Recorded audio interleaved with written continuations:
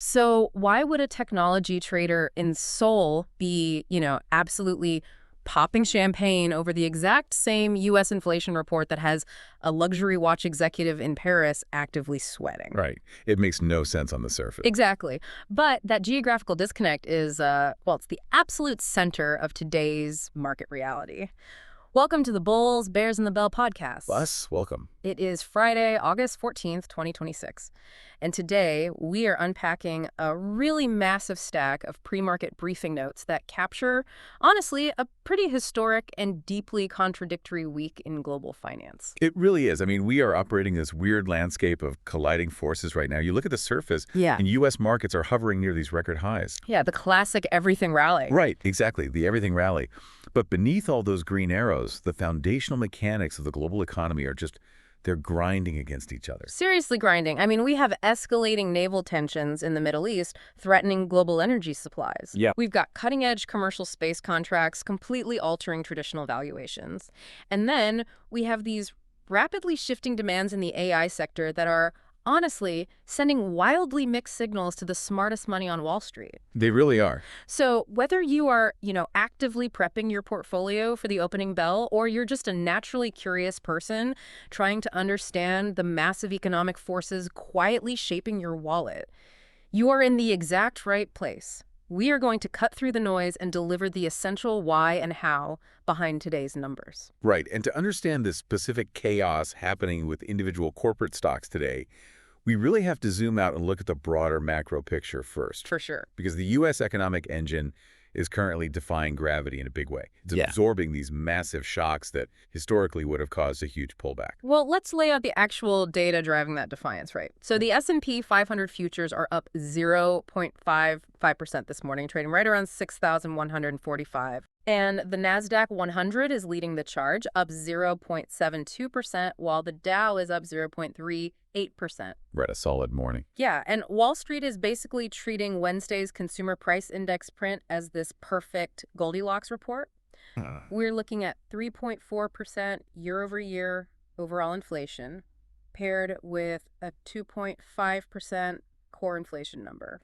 And see, the divergence between those two specific metrics is really the only reason the markets are green today.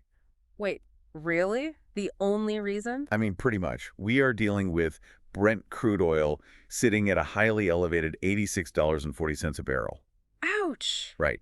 And that is directly triggered by the naval tensions we are seeing right now in the Strait of Hormuz. Which, that brings me to this theory I've been mapping out while reading these notes. I call it the geopolitical discount. Okay, I like the sound of that. Right. It just feels like modern markets have become so heavily desensitized to global conflict that actual physical supply chain threats like military vessels, literally restricting a major oil choke point, are just being priced in as background noise. Yeah, they just shrug it off. Exactly. The market is effectively ignoring $86 oil. It is, and that's a very real phenomenon, but it's not just psychological desensitization. Right. It's fundamentally mechanical. Mechanical how? Well, this is where algorithmic trading and that 2.5% core CPI number collide. You see, core inflation intentionally strips out the most volatile categories. Specifically food and energy costs, right? Exactly. Food and energy. Which, I mean, that makes sense because those sectors can swing wildly based on just a single news event. Like a drought in the Midwest or a geopolitical flare-up in the Middle East shouldn't necessarily dictate the Federal Reserve's long-term monetary policy. Precisely. By stripping out that massive energy spike, the core CPI gives the quantitative models and the big institutional investors a much clearer picture of underlying domestic demand. Right. So that 2.5% figure tells the algorithms that the actual structural inflation, like the cost of domestic services or the price of goods manufactured at home, is cooling down rapidly. Okay, so to put an image to that mechanism, the U.S. economy right now is like a luxury car driving over a massive pothole. I love a good car analogy. Right? So the $86 oil and the geopolitical tensions are this jarring bump in the road. But the algorithmic models are acting as a world-class active suspension system. Oh, totally. They are programmed to just filter out the exogenous shock of the oil price, zero in on the smooth 2.5% core CPI, and basically keep the ride inside the cabin perfectly stable. That is a great way to put it. And the physical proof of that stability is actually sitting right there in the bond market. Let's talk about that. Yeah, the 10-year Treasury yield is holding remarkably steady this morning at 4.22%. And I always look at the 10-year yield as the heartbeat monitor for the global economy. It absolutely is. But let's unpack the mechanics of why that 4.22% number is the ultimate signal of stability. I assume if bond investors genuinely believed that 3.4% headline inflation was going to infect the broader economy, they would be demanding significantly higher yields to offset their eroding purchasing power. Oh, 100%. The bond market is notoriously unforgiving. Like, if the smartest money in the room believed inflation was becoming structural again, we would see a massive, immediate sell-offs in treasuries. And when bond prices drop, their yields rise. Exactly. We would be watching that yield spike to 4.5 or 5% overnight. Wow, yeah. But the fact that it is holding flat at 4.22%, that means the bond market has officially audited the Goldilocks narrative and signed off on it completely. So they view the energy spike as entirely transient. Yes. Which gives equity investors the green light to just deploy capital and keep buying stocks. And that domestic American stability is creating a massive ripple effect overseas. But it's getting severely distorted depending on which hemisphere you actually look at. It really is a wild split. It is. Let's start with the Asian markets, which the briefing notes described as a tale of two markets. Over in Seoul, tech shares are surging on the momentum of the U.S. NASDAQ. Yep. But you look across the sea to Japan, and the Nikkei 225 actually slipped 0.4% overnight. Yeah, and that slide in Japan is the textbook example of currency mechanics just totally overriding corporate optimism. So I'm assuming Japan's drop is pure currency panic then. Like, the Bank of Japan is backed into a corner with this historically weak yen, and traders are terrified of a sudden intervention, Reds. Absolutely. The fear of an intervention completely dictates their market behavior right now. Japan has maintained very low interest rates for years. Right. So with U.S. rates staying relatively high, capital naturally flows toward the higher yield, which causes the Japanese yen to weaken significantly against the U.S. dollar. But a weak yen is traditionally great for Japanese exporters, right? Like, it makes their cars and electronics cheaper abroad, which usually drives the Nikkei up. Usually, yes.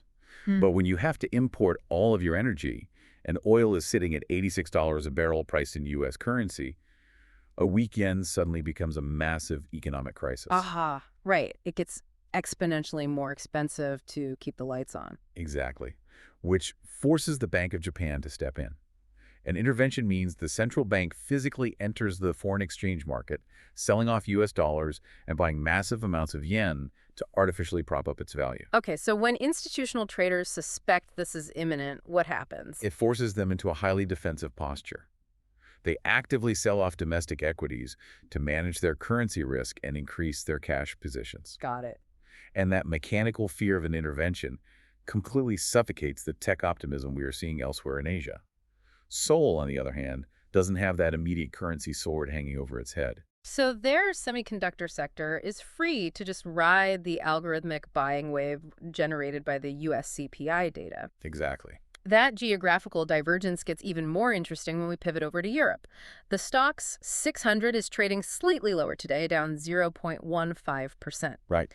Heavyweight European energy stocks are rising, obviously, because they are perfectly happy to profit off $86 oil. Of course they are. But the European luxury retailers are facing heavy profit-taking. Traders are actively cashing out of high-end fashion and watchmakers today. And Europe's flat performance there is a highly rational calculation based entirely on the American consumer. How so? Well, European luxury brands rely disproportionately on U.S. discretionary income. If U.S. headline inflation is sitting at 3.4% because of really expensive gas, it takes a direct bite out of the American consumer's willingness to go buy a $5,000 handbag. So European traders are taking profit off the table now to lock in their gains, basically bracing for the U.S. consumer data dump later this morning. Yes, precisely. You know, that hesitation in European luxury actually mirrors a very different kind of hesitation we're suddenly seeing in the bedrock of the U.S. tech sector. It really does. The micro-level data driving today's pre-market action is sending some massive, honestly conflicting signals about the future of AI infrastructure, corporate mergers, and the commercialization of space. Well, let's start with the mergers, because this directly signals where the smart money is flowing. ACL is up a staggering 12% in the pre-market following an 8K filing late yesterday. Huge move. Yeah. And for anyone who doesn't track SEC documents, an 8K is basically the emergency siren for a material corporate event.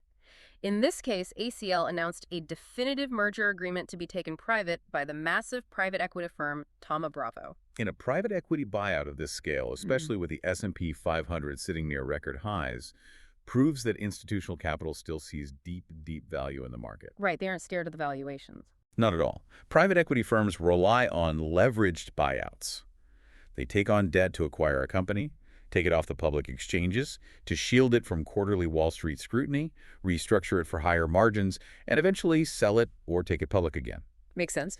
And they do not deploy billions of dollars unless their internal models show a clear, definitive path to return on investment. So it essentially proves the professionals do not believe we've hit the market ceiling yet. Exactly. But while private equity is confidently buying whole companies, the AI sector is suddenly showing some cracks in its foundation. Yeah, this is the tricky part today. We have a fascinating divergence in the semiconductor space this morning. SNDK is up 6.4% after an Investor Day presentation revealing a major breakthrough in high-density AI storage solutions. A huge pop for them. Yeah, but on the flip side, you have AMAT. They actually beat their current earnings expectations, yet the stock is down 2.1% this morning. Right, and that drop is entirely driven by their forward guidance. AMAT predicted that their revenue for the upcoming quarter would land at the very lower end of their target range. Ouch. Yeah, which is making a lot of institutional investors very nervous about the broader AI infrastructure build-out. You know, the mechanics of this semiconductor divergence remind me of a boomtown restaurant scenario. Okay, let's hear it. So SNDK just invented a brand new menu item that every tech company on the planet wants to devour, this high-density AI storage. They are the hottest spot in town. Right.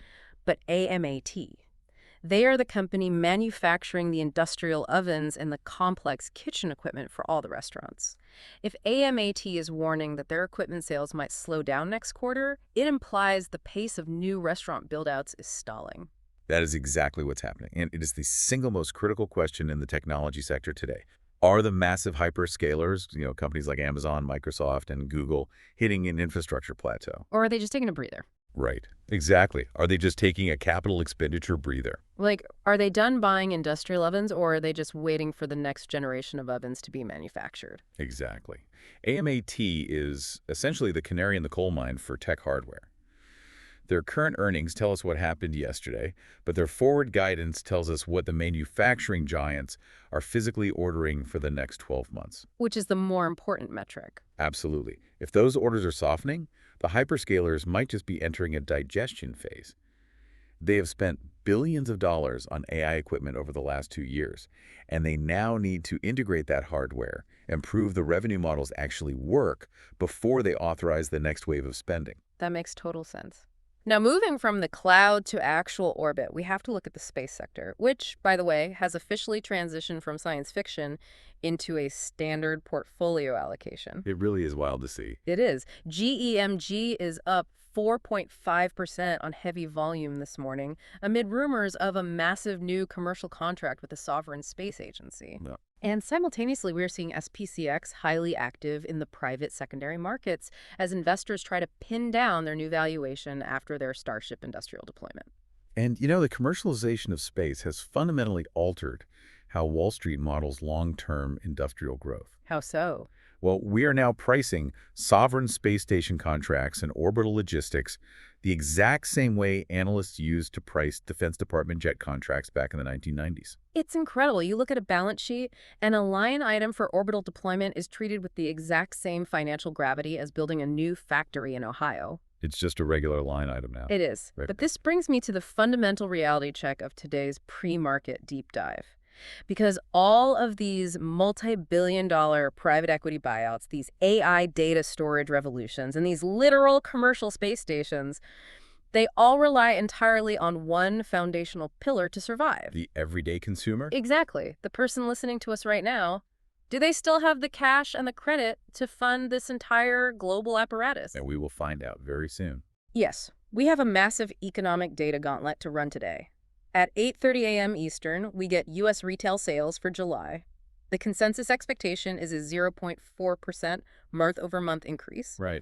Then at 10 a.m. Eastern, we get the University of Michigan Consumer Sentiment Preliminary Score, where the consensus is a 73.0. So the retail sales number is the ultimate test of the macroeconomic soft landing narrative. The soft landing everyone's been hoping for. Exactly. If retail spending hits that 0.4% growth mark, despite the American consumer absorbing $86 oil prices at the gas pump, it proves the economic engine can physically withstand the geopolitical shocks without stalling into a recession. Okay, I understand the retail sales math, obviously, but I want to challenge the weight Wall Street places on that University of Michigan sentiment score. Oh, go for it. The Federal Reserve is always terrified of inflation becoming unanchored, but are we really at risk of a 1970s-style psychological shift just because of a 73 on a sentiment survey? Well, the headline score of 73 is actually the least important part of that report. Wait, really? Yeah. What the Federal Reserve is aggressively analyzing are the 1-year and 5-year inflation expectations that are buried inside the survey data. Oh, I see. Yeah, the concept of unanchored inflation is a mechanical breakdown in consumer psychology. If the average person physically expects prices to be 10% higher next year, they completely change their behavior today. Right, they panic buy. Exactly. They demand higher wages from their employers, and they rush to buy goods now before they get more expensive. Which artificially spikes demand, forcing companies to raise prices even further to cover the higher wages they just paid. Precisely. It creates a self-fulfilling wage price spiral that bakes inflation permanently into the foundation of the economy. That sounds like a nightmare for the Fed. It is. So the Fed looks at this specific Michigan data to ensure that consumers still fundamentally believe inflation will normalize over the next 5 years. As long as those long-term expectations remain anchored, the Fed has the flexibility to eventually cut interest rates without triggering a psychological panic. Okay, speaking of interest rates, the final piece of the 10 a.m. data drop is existing home sales, and the pre-market briefing highlights a stubbornly low summer inventory. I want to dive into the mechanics of this because it directly impacts the mobility and wealth of almost everyone listening to this podcast. Oh, absolutely. The low inventory we're seeing in the housing market is a direct symptom of the lock-in effect created by the pandemic-era interest rates. Right. Millions of homeowners secured 30-year fixed mortgages at 3% or lower back in 2021. So if that homeowner wants to move to a new city for a better job or, upgrade to a larger house because they had a kid, they have to abandon that 3% rate and take on a new mortgage at roughly 7% today. Yes. Which means their monthly housing cost would double or even triple for the exact same amount of physical space. Which is insane. It is. So they simply do not sell. They pull their physical asset off the market, which drastically restricts the available inventory for new buyers. And when inventory is artificially restricted, home prices stay stubbornly high, completely independent of the Federal Reserve's cooling inflation data. Exactly.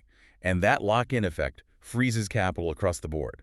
If you feel trapped in your current mortgage or you are a first-time buyer completely priced out of the market, your discretionary spending drops. Yeah, you stop buying the new furniture. Right? You skip the European vacation, and that lack of spending eventually trickles up to hit the luxury retailers in Paris, the smartphone manufacturers in Seoul, and the AI tech giants in Silicon Valley. It's an incredibly complex, interconnected web. Which brings us completely full circle. It really does. Let's summarize the massive journey we've just navigated. We started at the macro level, looking at a U.S. economy that is utilizing algorithmic modeling and a 2.5% core CPI print to effectively ignore global geopolitical shocks. Yep. All backed by a bond market signaling pure domestic stability at 4.22%. And then we saw how those steady U.S. metrics act as a gravitational force globally, fueling semiconductor optimism in Asia, while triggering defensive currency posturing from the Bank of Japan. Right. We zoomed into the corporate level, detailing the mechanics of private equity leveraging buyouts in a high market, while the companies building our physical AI infrastructure signal a potential capital expenditure plateau. And they established the commercial space race as a standard balance sheet reality today. But ultimately, we landed right back down on Earth in your wallet, waiting to see if the U.S. consumer still has the physical stamina to carry this entire global apparatus forward. It is a phenomenal amount of data to process before the bell, and it raises a really critical architectural question. As you watch these numbers roll in today, I want to leave you with a puzzle to mull over this weekend. Okay, hear it. We've detailed today how next-generation AI storage facilities and commercial orbital space stations are effortlessly attracting massive, multi-billion-dollar capital.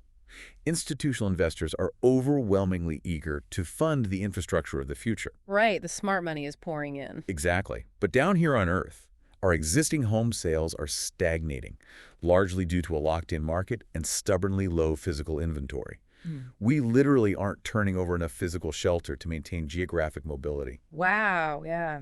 So the question is, are we rapidly funding an economy where our virtual and off-planet expansions are drastically outpacing our physical reality on the ground? Are we building our future in the cloud and in orbit while completely freezing the foundation back home? That is a fantastic, honestly slightly terrifying thought to carry into the weekend. It definitely is. And with that, we're going to let you get back to prepping for the opening bell. Thank you so much for joining us on this deep dive on the Bulls, Bears, and the Bell podcast.